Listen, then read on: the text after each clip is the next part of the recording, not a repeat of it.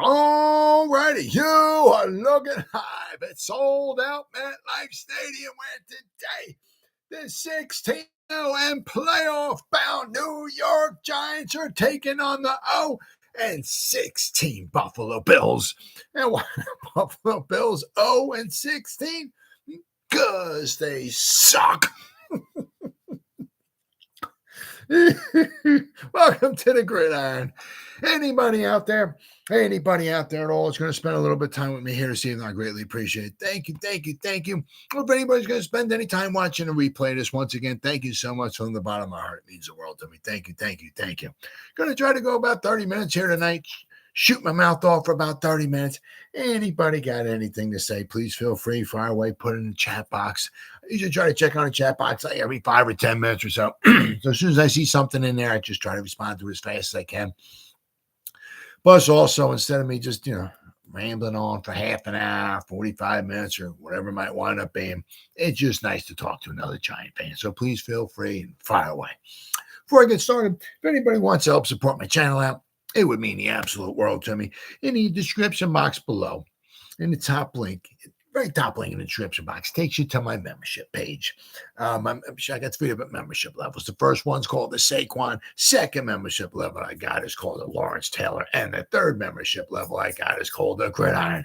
Each one's got their own little perks to them. So if you want to help support my channel out, it would mean so much to me. And I thank you so much. Thank you. If you are subscribed to my channel, thank you. I can use all the support I can get, guys. But if not, please go down below, hit the subscribe button, hit that bell icon. That way, next time I go live or I put a video out, you'll be notified. And it's free of charge. What do you got to lose, right? But if you are subscribed to my channel, thank you. Greatly appreciate it. And then finally, in the description box below, there's 3 additional links. The top one takes you to my Facebook group. The second one takes you to my Twitter account. To me, it's Twitter. It has been Twitter. It's Twitter now. It'll always be Twitter. Whatever Elon Musk decides to call it, whatever letter in the alphabet he decides to call it nowadays. No idea. Don't know. Don't care. It's Twitter. If you follow me on Twitter, I'll follow you back. That's a promise. And the third link is a TikTok. I put some videos up there and everything like that. So, check me out on TikTok if you like to. But also, the one link is the Facebook group. It's called the New York Giants Gridiron. We have over 6,800 members in the group. It's doing very, very well. Basically, if I'm alive and breathing, I'm basically pretty much every day I'm putting stuff in the group. And you become a member, not only do I put stuff in the group, but members put stuff in the group. So between me and the members, there's a ton of New York Giants information every day going in the New York Giants Gridiron group. It's a good group. Join it. You won't be disappointed. All right, well, all that stuff said and done that way with, well, it's like the walking wounded here. I'll tell you what, although I guess, in a small way, I don't know. I want to say in a small way. I guess things are starting to come back a little bit more, what would you say, to back down to earth. The last couple of weeks, I was almost a little disappointed because the Giants actually, the other teams almost had like more injuries than the Giants did. So I was a little disappointed. I mean, that kind of hurt, because, if the Giants, we can't beat you on the field, we want to beat you with the injury report. You know what I mean? Because like if you got 5 or 6, it's our house, right? You got 5 or 6 or 7 injuries. Giants got you. We want to have at least 10 to 15 injuries every week. The guys who are limited or doubtful or questionable, we got to have more than you, right? So I mean, the last couple, I was a little disappointed. Some couple of the teams that the Giants played actually had quite a few injuries, but of course that didn't stop the Giants from losing, of course. But this week now we're more back down to normal. Okay, so I'm a lot more happy. I guess shall I say, in of course a sadly jokingly way, the Giants are really kicking the Bills' butts here as far as injuries here and all that. Right? The Bills have, I mean, as of right, as of today, Thursday, right? The Bills had 5 guys on the injury list. One of them was, excuse me, Deion Dawkins. Personal reason. He didn't participate today for a personal reason. No injury, but personal. Other than that, they got 4 guys listed with injuries. Dalton Kincaid, but it was limited concussion. Dawson Knox, so their top 2 tight ends, limited, right? Dawson Knox with the wrist, Kincaid with a concussion, Rousseau with a foot.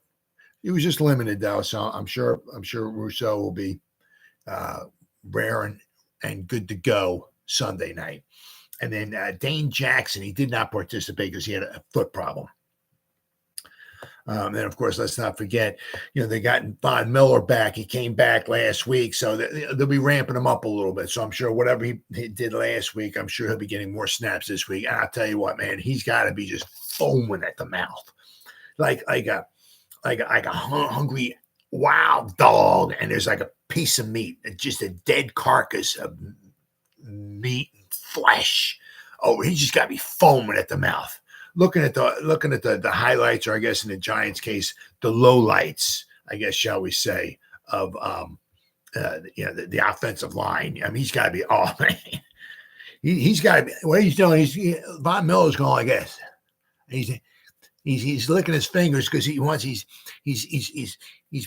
going through the NFL record book. Right? He's looking NFL sacks for one game. NFL sacks one game. Oh. Then he's looking at the Giants' offensive line, checking them out on film. He's looking at the record. He's like looking at the Giants line. Oh yeah. I got that. Oh yeah, I got that. I got that and then some. Oh yeah. So I mean, I think was it record? I think it's 6 in a game. Oh, he's like, oh man, I have that by halftime, right? So he's got to be just foaming at the mouth. Oh man. Let me in at the Giants, that offensive line. Well, so we'll go over to the Bills defense in a little bit, but the Giants with the walking wound. The last thing the Giants need to do is have a lot of injuries, and of course that's exactly what they got now. Because it seems like it's really trending in the direction of Daniel Jones not playing. Unfortunately, it's a shame. I just hope this it's not long term, anything. I hope it doesn't hurt him long term. You don't know. I mean, he is what would you say? He had the injury a couple years ago with the neck. Now he's got another neck injury. Let's hope. Right. Let's hope he's it's nothing major. Let's just hope. I mean, regardless if you like him, you hate him, whatever. Let's just hope that it's you don't want nobody getting injured. Right. Let's just hope it's just a whiplash. Okay. Well, so we got the nice. It was basically the Giants had 14 guys that I was talking about last night in the video injury, and it's the same guys here. So we got limited participation. Dante Banks with an ankle. Is the week of the ankles? How many ankles we got? 1, 2. We got 5. Let's see. How many ankles we got here? 6. We got 7 ankles. So 14 guys are on the injury report. 7 of them with ankles.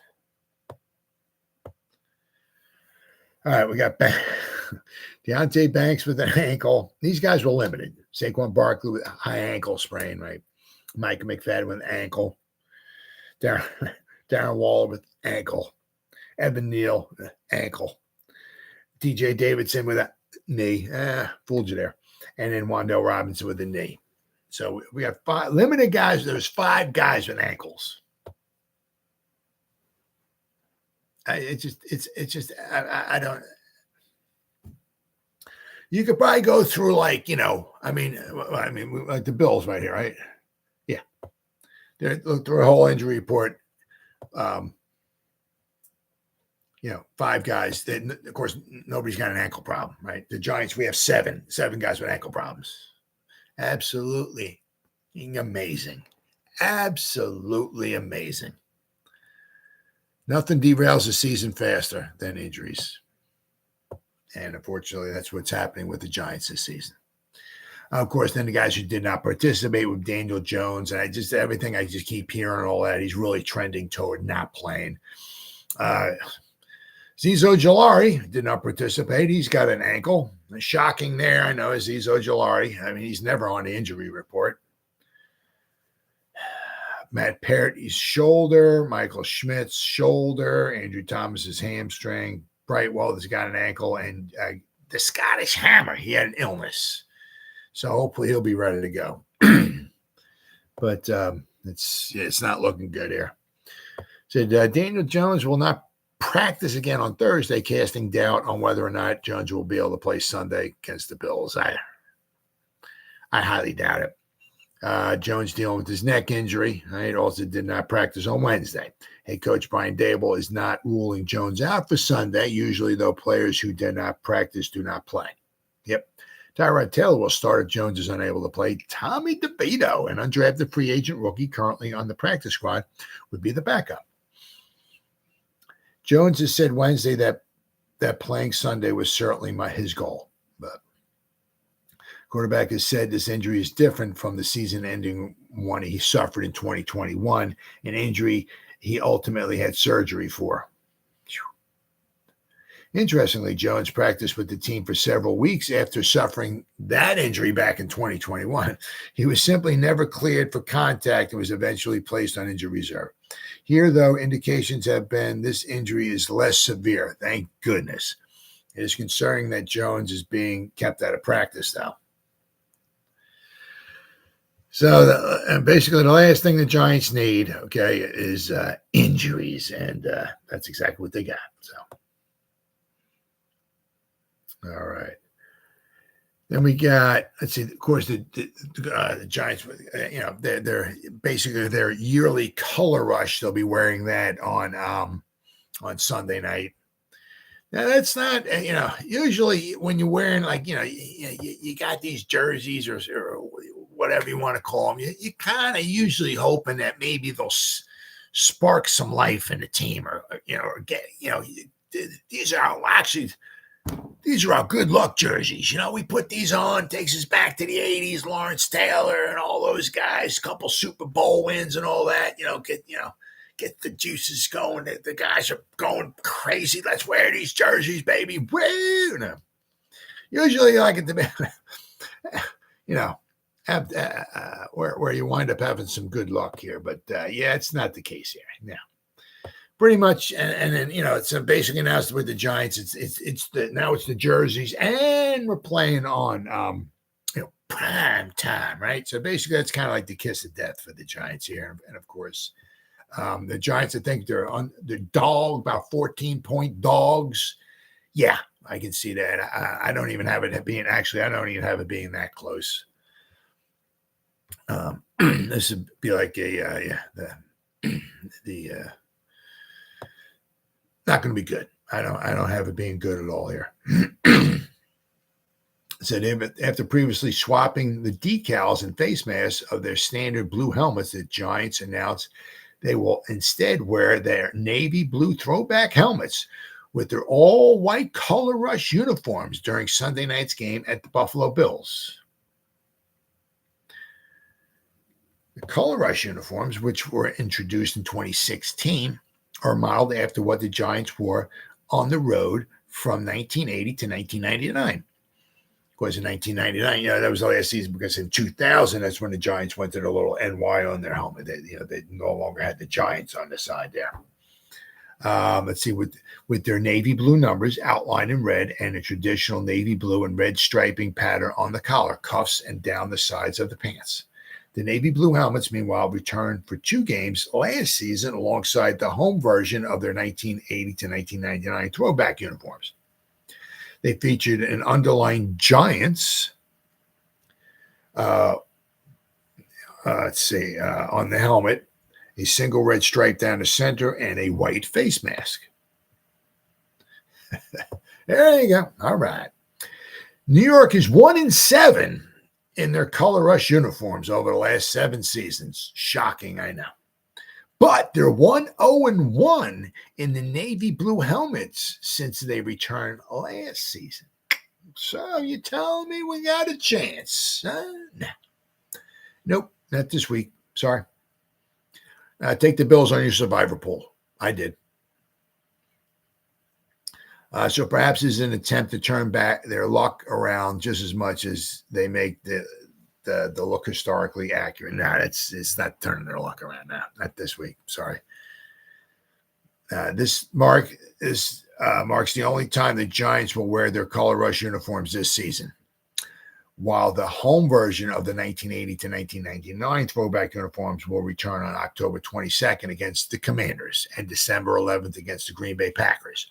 At least in both of those games, the Giants will basically have a chance. I really don't see them having a chance in this game. On the other side, the Bills will counter with their own color rush set, which features red jerseys, pants, and socks with their standard white helmets. Buffalo is 7-2. So Buffalo is 7-2 in theirs, and the Giants are 1-7-1. So Buffalo is 7-2 in this look since it debuted during the 2015 season, including a 3-game winning streak. So I think after this game, the Buffalo will be 8-2, and the Giants will be 1-8-1. Unfortunately, I mean, do I hope the Giants win? Absolutely. Do I hope they win like 355-0? Absolutely. But is it going to happen? No. Unfortunately, I wish it did, but no, not happening. All right, so we got. Then of course we got. Now the problem. I mean, you know, it's like we just can't catch any breaks here at all. Then the Giants, with all their offensive line problems that they have, and this is probably going to be what. They're 1-4, so this will be their 6th game. This is probably going to be quite possibly their 6th different offensive lineup. I mean, no team in the NFL can survive this. I would love to see the Eagles because they can't do it. They're not undefeated. If this is week 6 and they just keep getting it, the Eagles wouldn't. As I said, it's just I'm happy for them. You don't want nobody getting injured, anybody ever. Fortunately, it's the NFL. But I mean, you look at it, it's like the Giants. They've had almost all their offensive linemen have been injured. All these different, and you look at the Eagles, they have like almost like nobody injured. Yeah, and you wonder why they're 5-0, right? If they were injured like the Daniel Jones injured. So put Jalen Hurts, he's injured, he can't play. The whole Eagles offensive line, nope, can't. All their starters, nope, sorry, nope. Got to put all practice squad players in there, and you got to have your second string quarterback in there. Now let's see you win some football games, buddy. They're not going to do it. But once again, good for them. They're lucky, right? Good for them. But nothing's going to derail a season faster than injuries. But I mean, the problem here is with this week is that Buffalo with their defense leads the league in takeaways. That's not good for the Giants. We've got a backup quarterback in there. Now, Tyrod obviously, played for the Bills. Took him, it was 2016, I think it was, to the playoffs. 2016, 2017. He's looking forward to this. But he's looking forward to this. But I'm sure he's looking forward to it, and that's what he's going to say. But is he really looking forward to this? Going on the road in Buffalo. They lead the league in sacks. They lead the league in takeaways. The Giant, he took over for Daniel Jones, and was it the first or second snap or so? He took over for Daniel Jones after Daniel Jones coming off the field with an injured neck. Tyrod goes on the field, first, second snap, whatever it was. They get land on the ball, takes the wind out of him, and So. I don't, I'm sure Tyrod once again is looking forward to playing and all this stuff and everything, but he's got to, oh my God, I am going to get injured. I am going to get hit. As always on Big Blue Kickoff Live, they, John Schmelk, I think it's Schmelk. He was talking about I think from PFF, he was talking about a stat. I think it was last year. I think that the top team, I think they said last year, I think he said, had like as far as offensive line, it gave up the most pressures and all that and everything. I don't even think he said what team it was, but he said the team that gave up the most last season gave up like between sacks and hits and pressures and all that stuff. And it was like 200 and something, 220 or whatever it was or something like that. That was last year. You know what I mean? After the 17th, you know, the Giants are on pace to give up like I think he said 326 pressures, hits, pressures, sacks, and all that thing. 326. That's like 50% more than the worst offensive line last season. It was like I said, it was like 220 or something like that, whoever it was, like last season. The Giants are on pace for like 300, I think he said 26. Like 50% more. I mean, it's unbelievable. Absolutely unbelievable. So, you know, Tyrod, you know, he might be getting some sleepless nights, you know, just thinking about, yeah, I'm going to get hit and it's going to hurt and I'm going to get hit a lot. Is, you know, and because then the problem is also with that too is, you know, it's like the Giants are like in a no-win situation because if you look at their running game, they're running backs, not Daniel Jones. Because Daniel Jones probably ain't going to play. Take him out of there. Put the running backs in it. They're averaging like under 3 yards a carry. I mean, well, let's just pop this up here real fast there. I know it was under 2023 New York. No, all right, I know it was under 3 yards a carry. New York Giants. All right, here we go. I mean, so so it's like, and it's the offensive line is just. See statistics. Here we go. It's just so banged up. Okay. There we go. Running backs. Let's stay here. Okay. No Saquon Barkley, right? No Saquon. So Breida is 2.7 yards a carry. Eric Gray is 2.1 yards a carry. Gary Brightwell, 2.1 yards a carry. Right? 2.1, 2.1, 2.7. Those are our running backs.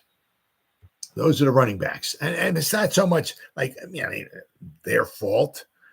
It's just when you get the ball and there's 37 defensive players in the backfield, it's kind of tough to gain any yards, right? So the Giants are almost like in a no-win situation, right? Because they can't run the ball. They can't pass protect. They could pass protect, right? You got Tyrod here. You put maybe 12 personnel, right? Somebody in the back, running back in the back. You keep them in. You got the tight ends, or you put a jumbo package, 11 personnel. You put a jumbo package in there, so you got 6 offensive linemen. You got a tight end. You got a running back. So now you got 8 guys blocking, right?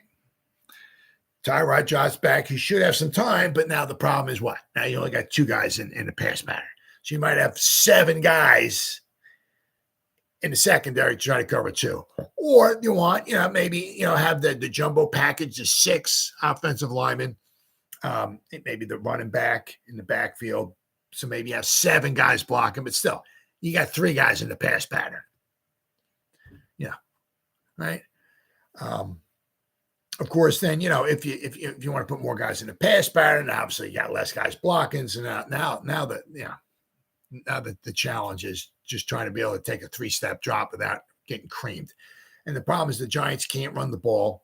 The other teams don't honor the play action, right? I mean, turn around, you can pretend to fake the ball to the handoff to the running back all you want. I mean, that they don't care. Yeah, go ahead, run it. Go right ahead, Then, of course, obviously things just start, the problems just start mounting because then the Giants start falling behind. And then when you're behind, it's kind of tough, halfway through the third quarter and you're down by 10, 15, 20 points or whatever it is. Hey, let's see if we can establish the run. Let's get that running game going. I mean, so then you're almost forced to throw the football. So then the other team knows you're throwing the football. So then they just pin their ears back. You hike the ball, and they're coming at you. You don't have time to go deep, right? So they can maybe start coming up to the line of scrimmage, maybe, a little bit. So then even like a screen, right? Screen out here or a screen, isn't as effective because you guys don't have the guys all spread out all over the field. So it's like they're almost like in a no-win situation. As I said, you got this to be probably 6 different starting offensive line. There's no continuity there whatsoever. Sean O'Hara was talking about it, right? I think on Big Blue Kickoff Live too. He said it's huge, because you want to know what the guys, are saying or thinking, and if you don't have that, it's just like a mess, an absolute mess, and that's what the Giants have right now. I mean, the Giants are basically, can't catch a break. But so I said the Buffalo Bills, their defense is just, well, don't want to say it's unbelievable or anything, but as I said, they do lead the league in sacks, and they do lead the league in takeaways, which is not good for the Giants. So Buffalo leads the league in sacks 21, posting yet another challenge for the battered Giants offensive line. Over the past few seasons, who is this? This is SI.com, this article here. Under head coach Sean McDermott, the Buffalo Bills have had one of the best defenses in the NFL. Now in their first game back in the U.S. after an overseas loss to the Jaguars. Yeah, so this is kind of, the Bills are kind of looking at it like this. This is a get-right game. We played a tough game against Jacksonville. They beat us, and now we're coming home, and, they got to keep winning, especially a game like this at home. This is almost like a must win for them because they're trying to keep pace with the Dolphins now.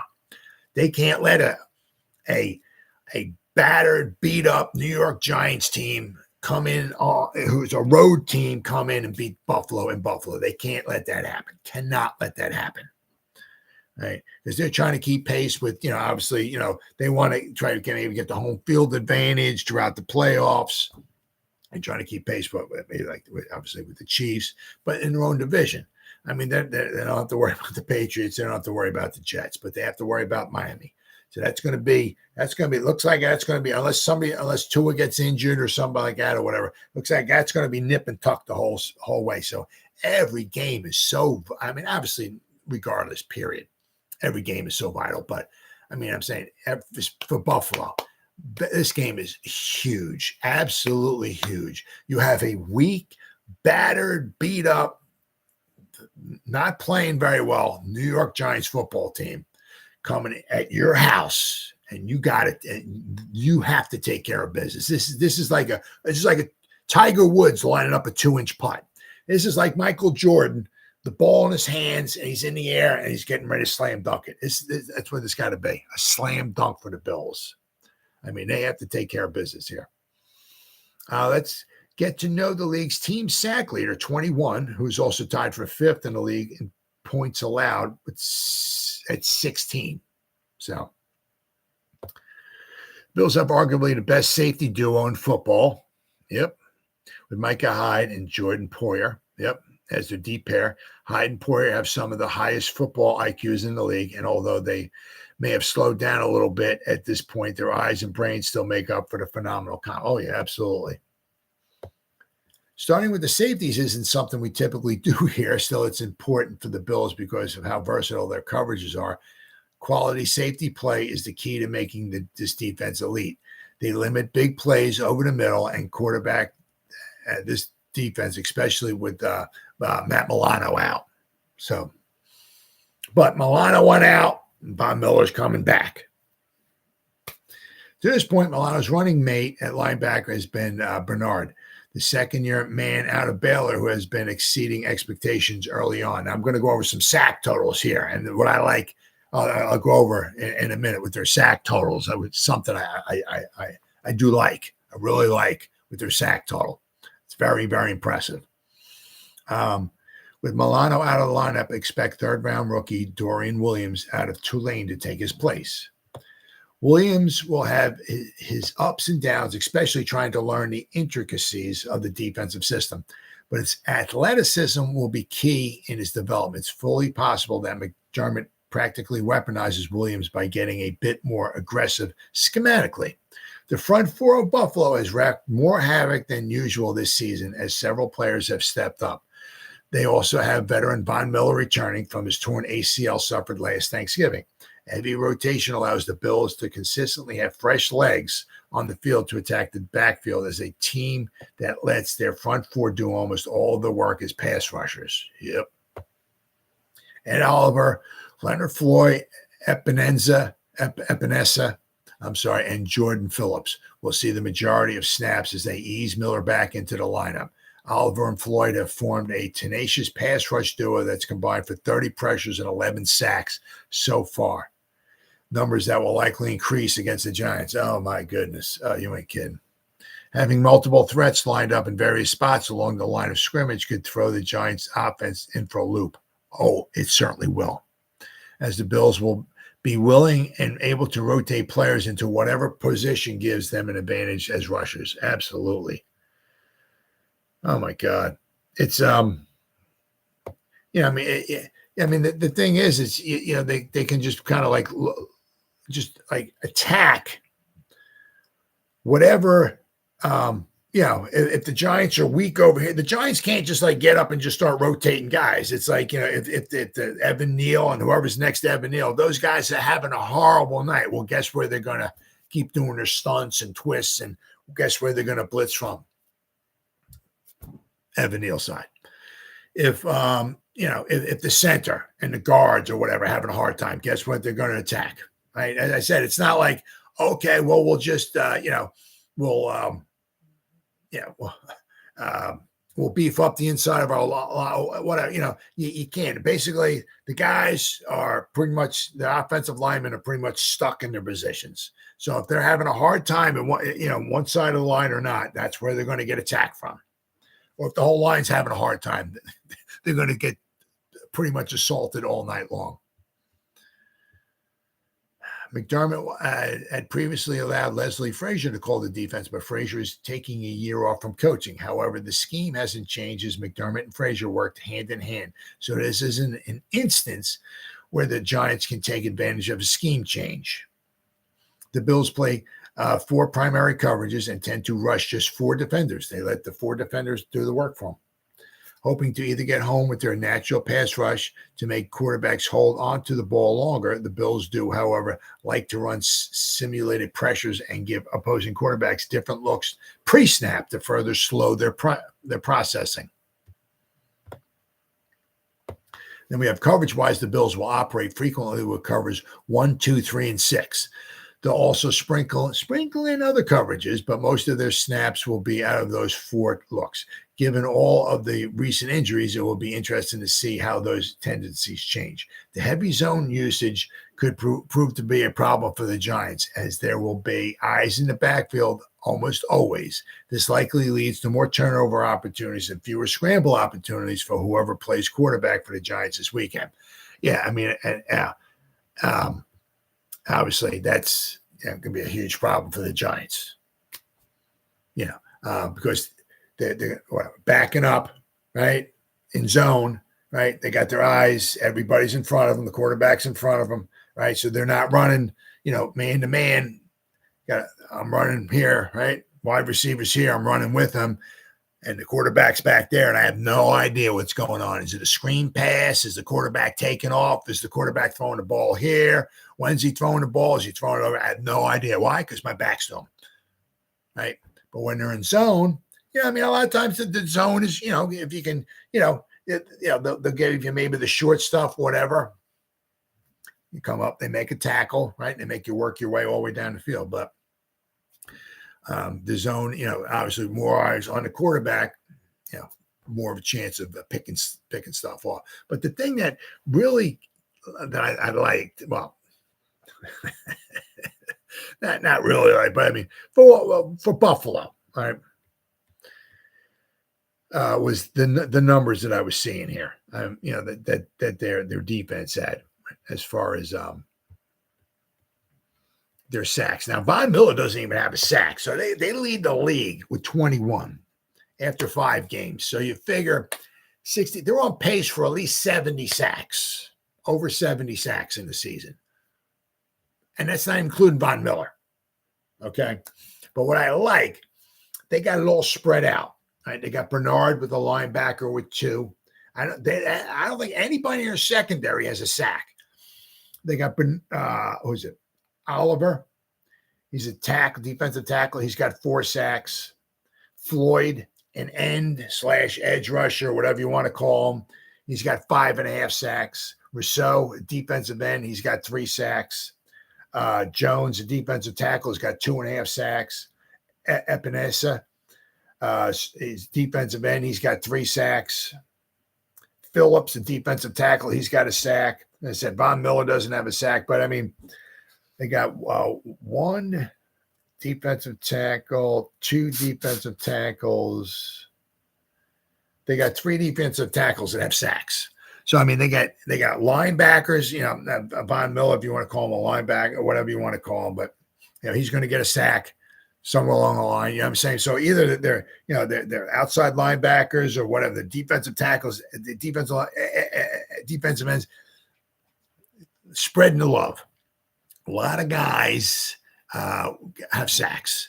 And I said, they're not bringing guys. They're not bringing the safeties. They're not bringing cornerbacks or whatever to get pressure or to get sacks. They're doing it with basically the front 4. Maybe they blitz a linebacker or something like that. But they're getting pressure with basically 4.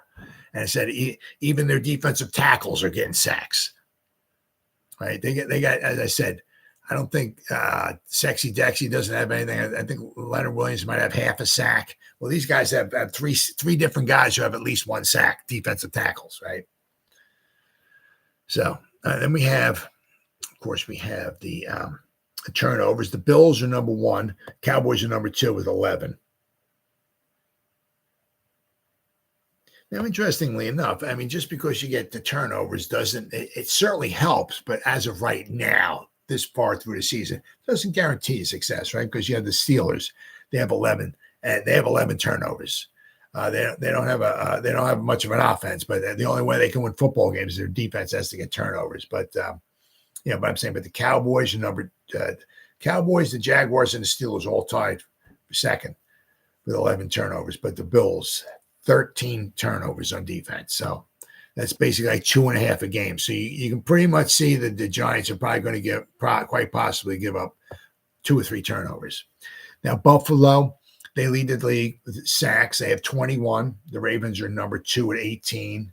The Dolphins are number 3, tied for 3rd with 17. But they got 7 last week against the Giants. So, but I mean, after this week, Buffalo might damn near be at 30 sacks after this week.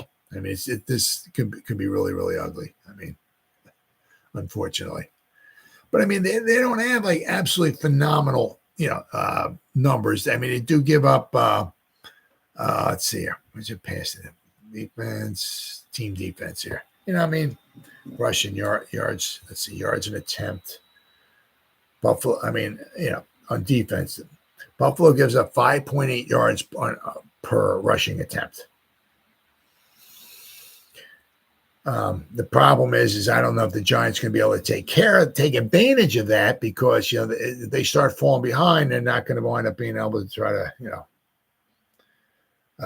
run the ball too much. The Buffalo is 9th in the NFL, giving up 956 passing yards, and basically they're only like 5 yards away from being like number 7, as far as giving up passing yards. So I mean, they're what the Giants might need to do is obviously is pass the ball. And that might be one thing that they're not allowed, not able to do, because Buffalo is so good. They're with their pressure, their secondary, their safeties. So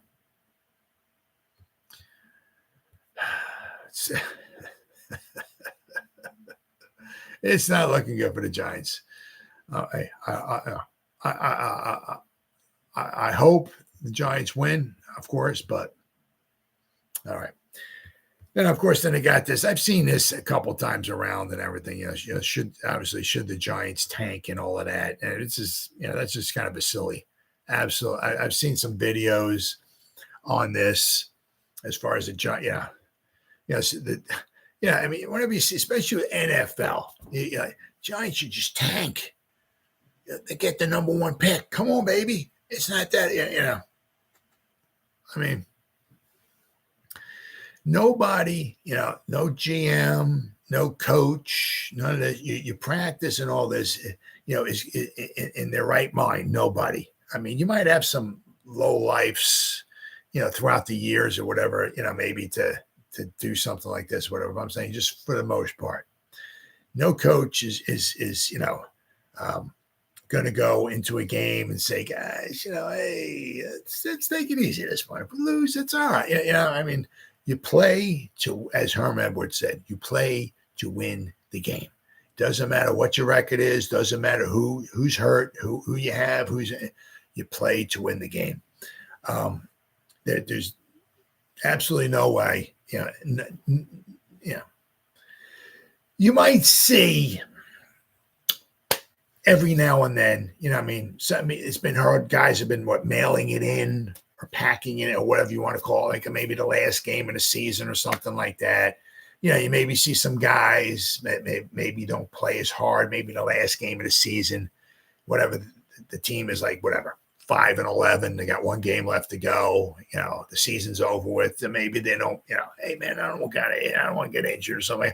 So you might see some guys every now and then kind of mail it in, a little bit, maybe like the last game of the season or something like that. Maybe not give it their all, but I mean, as far as like tanking, I mean, that's just in the NFL, that's just stone cold crazy, because if you're tanking, that means that, obviously, the players are tanking, but that means that the play, they start looking at the film, right? I mean, it's like, they'll be looking at the film of their cornerback, and they'll be like, wow, last 10 games last year, he sucked, right? I mean,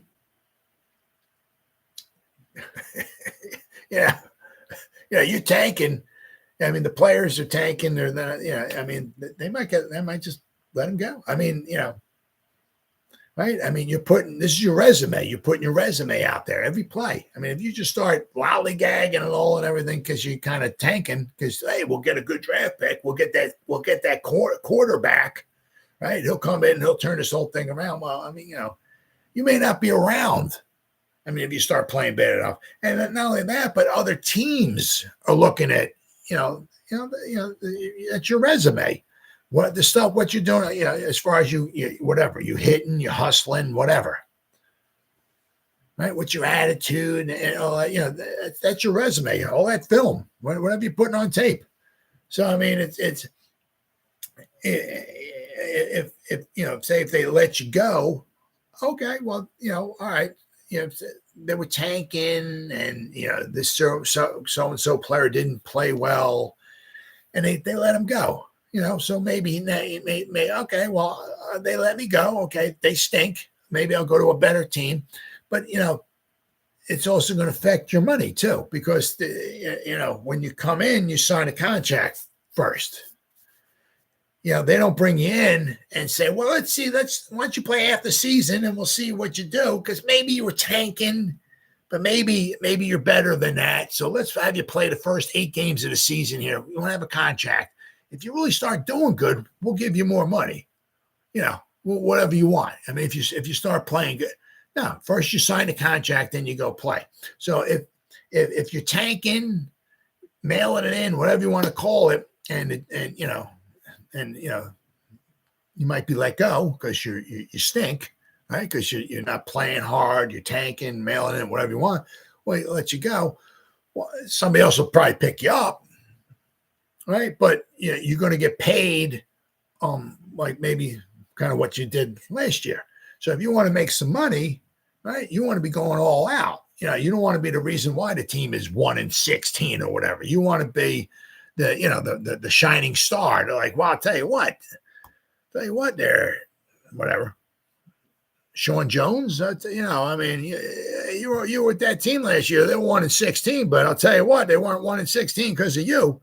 I mean, what we're seeing on this film is pretty impressive. So we're willing to give you a whatever 5 years, $5, $6, $7 million. I mean, tell you what, you were giving it your all. I mean, the team stunk. They were out of the playoffs halfway through the season, and you kept every play, kept giving it your all. Every play, never took a play off. Well, okay, I'll tell you, their loss is our gain. So they let you go, right? We picked you up. We're going to give you so much money per season, right? We're going to work out some kind of a deal. You know what I mean?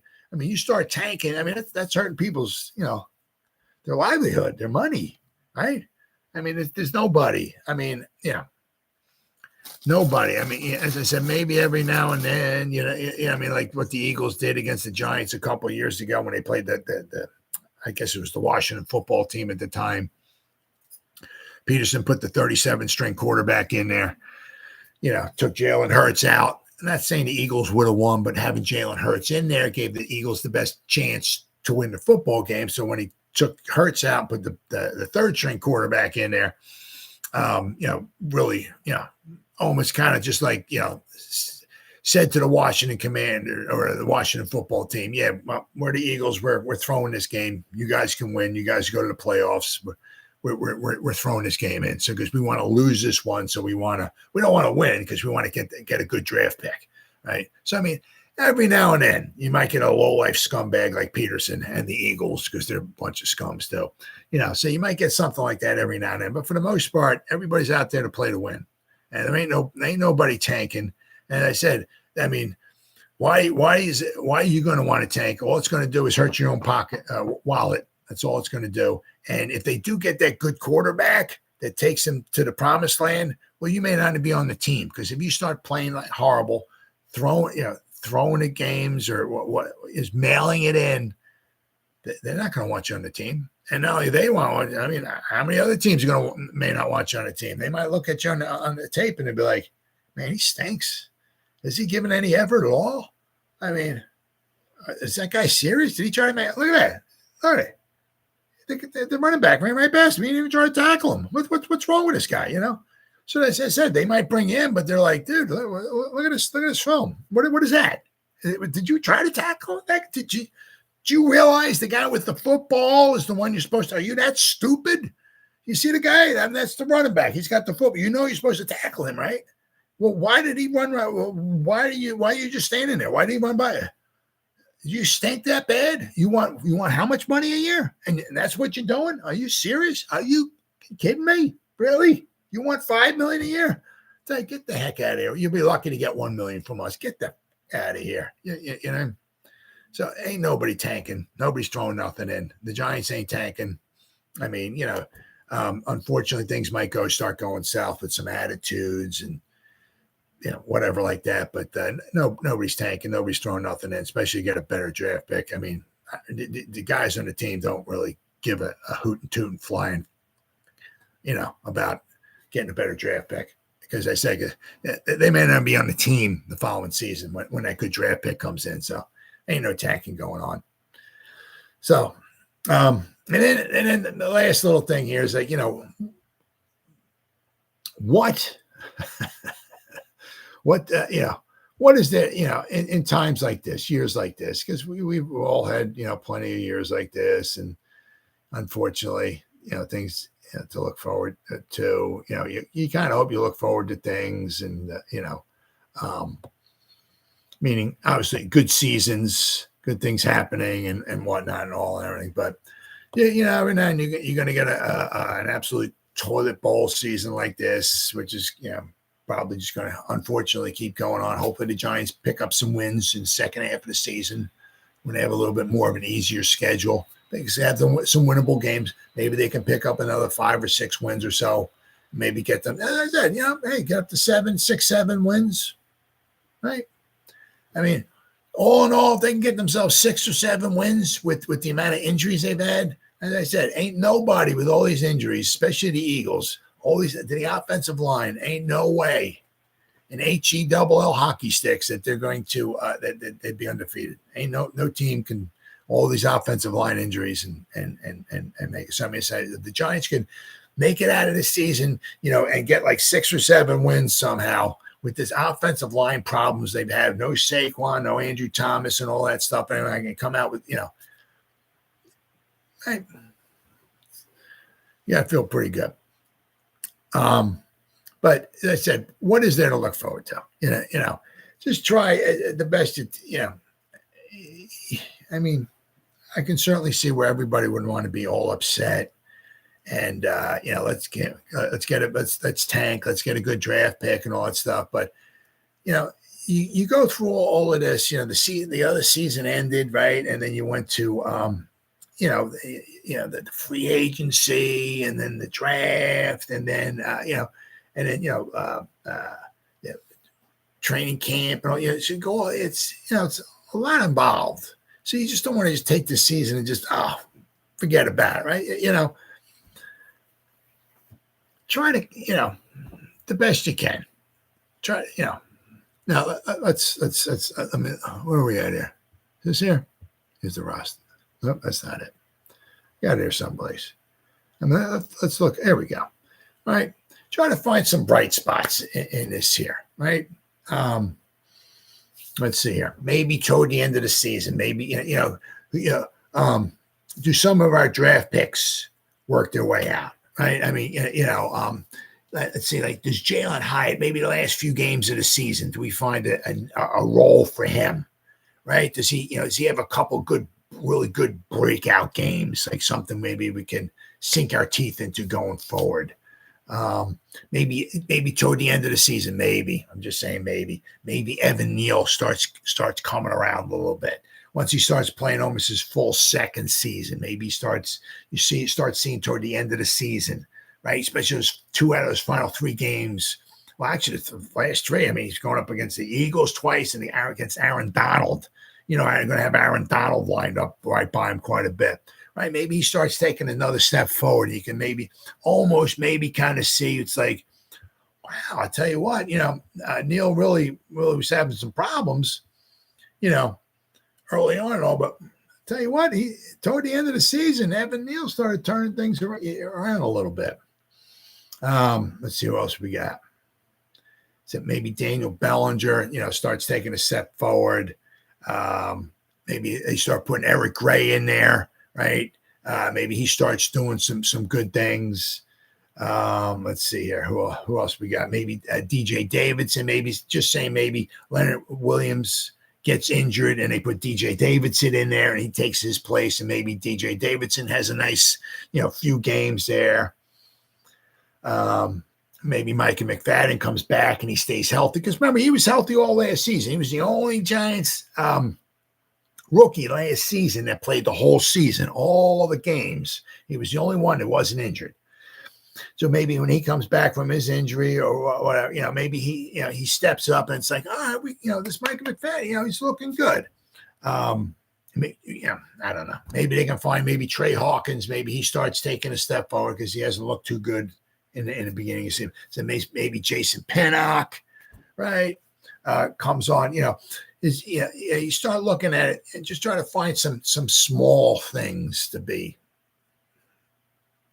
happy and grateful for. Especially maybe some of the core guys, maybe we start going forward with, we can start building a team around because there's going to be obviously there's turnover all the time. You don't know, there's a bunch of guys like Leonard Williams, Adoree Jackson. Yeah, I'm sure Glowinski is going to be gone. What are we doing with Saquon Barkley? There's some big heavy hitters there, that obviously may not be around, going forward. But can you start seeing maybe some of these younger guys? Maybe as I said, maybe Azudu gets in there and McKeithen, right? Maybe some of these, John Michael Schmitz, he comes back from his injury. Maybe we don't do that tush push anymore where he winds up injuring his freaking shoulder. Right, so maybe he stays healthy. We get Andrew Thomas back. So we got Andrew Thomas and John Michael Schmitz, right? So then we know we have 2 or so of our offensive linemen going for, just try to find anything. Instead of just taking the season and just, forget about it, right? Me, I'm almost 60. I only got so many more seasons left in me, if you know what I'm saying, before I got to go to the big football field in the sky, So I try to take anything I can with me instead of, because when I obviously went back in back in the 80s, you know what I mean? When I'm like, 20 years old or so, it's like, if they like whatever, 1983, Bill Parcells' first season, 3-12-1. I'm like, halfway through the season, I'm like, I got the out of here. I mean, I'll check you out next season. You know what I mean? I'm only 20. You know what I mean? Or actually, I was only 19 then, right? So I'm only 19. I'll check you. I got a lot more seasons left in me. I'll check you out next season. But I mean, instead of watching the games and it's tough to watch a 3-12-1 team and try to get any excitement out of it. But that was Lawrence Taylor's third season. Phil Simms was around. He was then the following season, 84, we got Carl Banks. So we started building. Some guys, the team and all that and everything. And, so instead of just throwing a season out, just try to find small things that you can. Hey, you never know. I mean, that's it. Maybe one of these games toward the end of the season, maybe, I said, once again, I don't mean, I wish no injuries on anybody. I said, I hate the Eagles, hate the Cowboys. I don't want anybody, nobody at all, even the Eagles or the Cowboys. But injuries happen. I'm just saying, maybe the end of the season, maybe the last game of the season, right? Playing the Eagles, maybe they got to win to try to capture, like last year, they wanted to win to get the number one seed, right?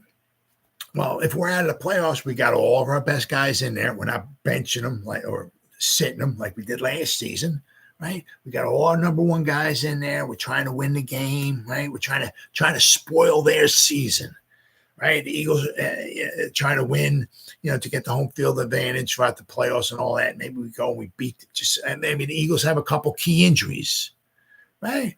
So maybe that puts it in the Giants. Maybe some some miracle the Giants actually start getting healthy, and toward the end of the season we're almost all healthy. Everybody's healthy. The Eagles are kind of banged up, kind of limping into the playoffs, and the Giants go and knock them off. Maybe a last-second field goal, something, just something. Just something that, just try to enjoy the games as best you can. I mean, I understand, it's, I see it in the Facebook groups all the time. I mean, it's almost comical. I don't even need to turn the TV on to know what's going on. I got my Facebook group and I got all the, I think I'm in like 35 giant football groups, right, on Facebook. And I can just scroll up and down. And I can just see, oh, yeah, we suck. This game's over. What's Daniel Jones doing? I can just see one post after the other. I know what's going on in the game. I can tell. But instead of just being just so negative about it, I understand, it's negative, but it's also being pissed off because you love the team. It's out of frustration as well. I get that and everything. But just try to find anything at all. I mean, I know it was tough, especially last week, right? We had a pick six, right? We had 3 turnovers on defense, right? I mean, it wasn't a lot else to go good for, but just try to whatever you can. I mean, instead of just flushing the season because the Giants are out of it or they're doing horrible. Just try to find some players and root for them. Some of these younger guys going forward, maybe we'll get some of the younger guys in there, get some more valuable playing experience, especially maybe toward the end of the season. If we're not bringing Adoree Jackson back, maybe they'll put Trey Hawkins back in there. Maybe he'll get some valuable snaps. Maybe he'll start picking it up. Maybe he'll start getting a little bit better. Who knows? As I said, maybe toward the end of the season, we start putting Azudu and McKeithen in there. And we're not bringing Lemieux back, so he'll be on the sideline. Kowinski, he's on the side. Now we start getting maybe McKeithen and Azudu some snaps next to maybe Michael Schmitz and Andrew Thomas, and maybe they put Azudu in there at guard, right? So that might be our 3, on the left side going forward. Who maybe we'll have a McKeithen at the right guard. Who knows? And we have Evan Neal, so maybe toward the end of the season, we get our young guys in there. Maybe they can start gelling. It won't prove much of anything this season, but maybe the next season and going forward, if, those would be our 5 guys, it might be our Fab 5 going forward. This year will be some invaluable snap, invaluable. You can't put a price tag on it. Every snap in the NFL, you can't put a price tag on it. So I said, at the end of the season, say we're 4-12, we're going to the last game of the season, but you get these guys in there, right, who we're going to try to build the team around going forward. Well, just get some snaps in there, and it's invaluable. You can't put a price tag on it. As I said, let's maybe Jalen Hyatt, maybe has a couple good breakout games, right? See what it is, but just try to find whatever you can. Just enjoy it. I mean, as I said, once you start getting up there, because sooner or later you're going to, somewhere along the line, hopefully you get to be about my age. And as I said, you start getting around my age, you start looking around. It's like, I only got so many more seasons left. I may not ever see the Giants win another Super Bowl, right? But I mean, so instead of just taking another season and just crumple it up and just forget about it, I'm not, as I said, you just I'm throwing one of my seasons away that I have. I only have maybe I might have 20 seasons left to watch football, 20, 25 left to watch if I'm lucky enough. I don't want to just take one of them and just throw it away. Just try to get some kind of satisfaction out of it. That's all. I mean, it's a tough season. If you're a Giant fan, it's a tough season. I mean, it's so tough and, heartbreaking and all that. Quite possibly 4 or 5 games into the season, maybe 6 games, and the season's over with. But just try to do the best you can. That's all advice I got. Instead of throwing the season away, just try to find some satisfaction in it. Well, guys, it's been 1 hour. Well, whoever spent any time at all listening to me shoot my mouth off for an hour, thank you. As always, greatly appreciate it. Whoever anybody spends any time watching a replay this, once again, thank you so much from the bottom of my heart. It means the world to me. Thank you. As always, you guys stay safe out there and go Giants. Woo! Oh, yeah.